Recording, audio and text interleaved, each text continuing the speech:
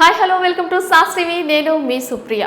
దోమలు ప్రతి చోట దోమలు ఉంటాయి. ఇంట్లో ప్రతి చోట దోమలు ఉంటాయి. అలాగా బయట కూడా ఉంటాయి. ఎక్కడ చూసినా దోమల బెడద తప్పడం లేదు. కానీ దోమలు కొందరిని మాత్రమే కుడుతూ ఉంటాయి. ఇది ఎప్పుడైనా గమనించారా? ఇది నిజమండి. దోమలు పర్టికులర్గా కొందరిని మాత్రమే కుడుతూ ఉంటాయి. దీనికి ఒక రీజన్ ఉంది. కానీ దోమలు కుట్టకుండా ఎటువంటి జాగ్రత్తలు తీసుకోవాలో అది చూద్దాం.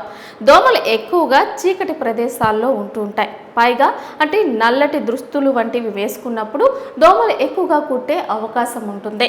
ఎడిస్ దోమ డెంగ్యూను కలగజేస్తుంది. అదేవిధంగా ఎనాఫిలిస్ దోమ అనేది మలేరియాను కలగజేస్తుంది. ఈ రకమైన దోమలు కొన్ని ప్రదేశాల్లో ఎక్కువగా కుడుతూ ఉంటాయి. ఎనాఫిలిస్ వచ్చేసి కాళ్ళకి ఎక్కువ శాతం కుడుతూ ఉంటుంది. ఇది మలేరియా కలుగజేస్తుంది.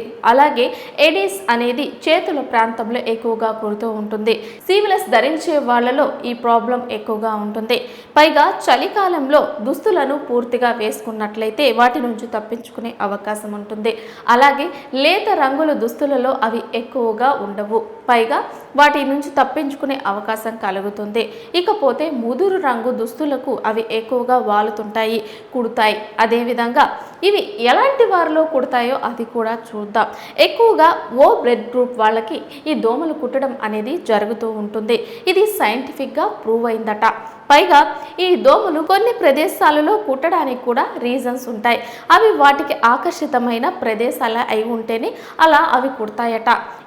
అలా కాకుండా ఇంకా ఎక్కువగా స్థూలకాయంతో బాధపడే వాళ్లకు, చెమట ఎక్కువగా పోసే వాళ్లకు, ఉష్ణోగ్రత వేడి ఎక్కువ శాతం కలిగిన వాళ్ళల్లో దోమలు కుట్టుదల అనేది ఎక్కువగా ఉంటుందట.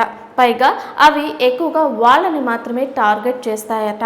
ఈ దోమలకు ఉండే యాంటీనాస్ ద్వారా వాటిని గ్రహిస్తాయట. వాటికి కావలసిన బ్లడ్ ఎవరి దగ్గర ఉందో అవి ఈ యాంటీనాల ద్వారా గుర్తిస్తాయట. పైగా దోమలలో కూడా మగదోమలు అనేవి ఆకులలో రసాలను తీసుకుంటూ ఉంటాయి. కానీ ఆడ ఎనాఫిలిస్ దోమల వంటివి మాత్రము మనుషులలో రక్తాన్ని పీలుస్తూ ఉంటాయి. ఈ విధంగా దోమలలో రకాలు కూడా ఉంటాయి. ఈ రకాలు కలిసి వాటికి కావలసిన బ్లడ్లను మన దగ్గర నుంచి తీసుకుంటాయట. అలా ఉండడానికి కారణం కూడా ఇలా వాటికి నచ్చిన బ్లడ్ గ్రూప్స్ ఉండడము, లేదా శరీర ఉష్ణోగ్రతలలో తేడాలు ఉండడము, చెమట వంటి వాసనలు రావడం వంటి కారణాలతో ఇవి ఆకర్షితులు అవుతాయట. పైగా దోమలు అనేవి సీజన్గా కాకుండా ఎప్పుడు ప్రతి టైంలోనూ ఉంటున్నాయి. చలికాలం కావచ్చు, ఎండాకాలం కావచ్చు. కాకపోతే ఎండాకాలంలో కొంచెం తక్కువగా కనిపిస్తూ ఉంటాయి. ఎందుకంటే వేడి తగలడం ద్వారా వాటికి ఆ ప్లేస్ నచ్చదు. చలికాలంలో ఎక్కువగా ఉంటాయి. వాటికి వెచ్చదనం కంటే చలిగా ఉన్న టైంలో బయటకు వచ్చేదానికి ఎక్కువగా అవకాశాలు ఉంటాయి.